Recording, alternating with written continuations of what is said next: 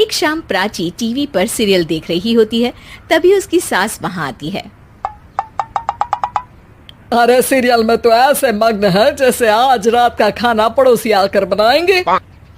मुझे पता ही नहीं था आपने अपने बेटे की शादी पड़ोस में भी की हुई है। हैं?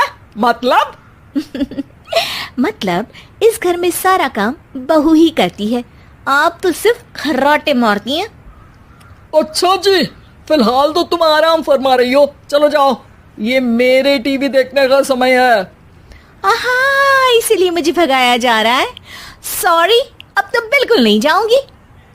प्राची की इस बात पर दोनों सास बहू के बीच टीवी रिमोट के पीछे बच्चों जैसे छीना झपटी शुरू हो जाती है, जिसके बीच श्लोक भी काम से घर वापस आ जाता है। आज मेरी चूहे बिल्ली की जोड़ी किस बात पर झगड़ रही है? अरे तेरे बीवी मुझे टीवी ही नहीं देखने दे रही। अरे तुम्हारी मम्मी मुझे खाना बनाने के लिए फोर्स कर रही है। अरे वाह, ऐसे बेतुके रीजन पर तो बच्चे भी झगड़ा नहीं करते। अरे मुझे कुछ मत बोल, सब इसने ही शुरू किया है। हाँ हाँ, जैसे आप तो बहुत दूध की धूली है ना। अरे बस, दोनों चुप। प्राची जाओ, खाने की तैयारी करो। और माँ तुम छोड़ो, तुम्हें क्या बोलूं, शांति से अपना सीरियल देखो, मुझे दोबारा लड़ने की आवाज सुनाई नहीं देनी चाहिए। ऐसा बोलकर श्लोक वहां से चला जाता है, जिसके पीछे पीछे प्राची भी कुछ न कुछ बड़बड़ाते हुए रसोई में चली जाती है। हाँ हाँ, सासू जी को तो कुछ बोलेंगे ही नहीं, बस मुझ पर ही हुक्म चलता है, खाना बनाओ, जैसे मैं इनके घर में खाना बनाने के लिए आई हूँ। इसी तरह शाम बीतती है और रात को श्लोक और प्राची की सास खाना खाकर सोने चले जाते हैं, लेकिन प्राची गुस्से में कुछ खाए बिना काम में ही लगी रहती है। इस घर में किसी को घंटा फिक्र नहीं पड़ता, मैं खाऊं या भूखी रहूं। प्राची कुछ देर के लिए रसोई से बाहर जाती है और जैसे ही वापस आती है तो वहां दूध का भरा ग्लास देखकर हैरान रह जाती है। फिक्र पूरी है, बस दिखाना नहीं है। प्राची दूध पीकर सोने चली जाती है और अगली सुबह एक बार फिर सास बहू का कार्टून नेटवर्क स्टार्ट हो जाता है। ये तुमने ही किया है। अरे अजीब जबरदस्ती है, मैं बोल रही हूँ मैंने कुछ नहीं किया। दोनों ने मिलकर पूरे घर को पागल खाना बनाया हुआ है। यहाँ कोई नॉर्मल इंसान तो रह ही नहीं सकता, इसीलिए अब पड़ोसी क्या रिश्तेदार भी घर आने से कतराते हैं। और सुन बेटे, तू भी चंगा, तेरी माँ भी चंगी, तेरी बीवी भी चंगी, रिश्तेदार।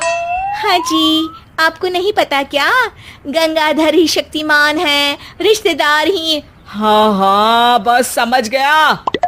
कभी जानवरों जैसे लड़ेंगी तो कभी जुगलबंदी करेंगी।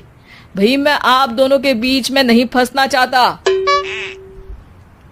सास बहू की इस मनमौजी जोड़ी से परेशान होकर श्लोक अपना सिर खुजलाता वहां से चला जाता है। चलो अब मैं भी कीर्तन में जा रही हूँ।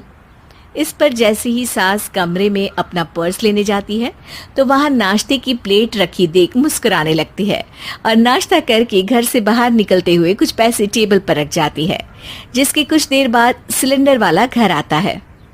ओ मोरी मैया, मैं सिलेंडर के बारे में तो बिल्कुल भूल ही गई थी। घर खर्च के सारे पैसे भी मम्मी के पास है और श्लोक से बोला तो उल्टा 4 बात सुनाएंगे। प्राची ये सोच ही रही होती है कि अचानक उसका चेहरा चमक उठता है और वो घर में आकर इधर उधर देखने लगती है। तभी उसकी नजर टेबल पर रखे पैसों पर पड़ती है, जिन्हें वो सिलेंडर वाले को दे देती है। ये सब श्लोक देख लेता है। अच्छा बेटे, इतना बड़ा घोटाला, सबके सामने मैं तेरी दुश्मन और पीठ पीछे तेरी मेरी यारी। इस पर श्लोक एक प्लान बनाता है और शाम को सब एक साथ बैठे होने पर बोलने लगता है। माँ, तुम दोनों की बहुत लड़ाई होती है, इसलिए मैं सोच रहा हूँ कि प्राची को उसके घर छोड़ाऊं, इससे वो भी खुश रहेगी और तुम भी।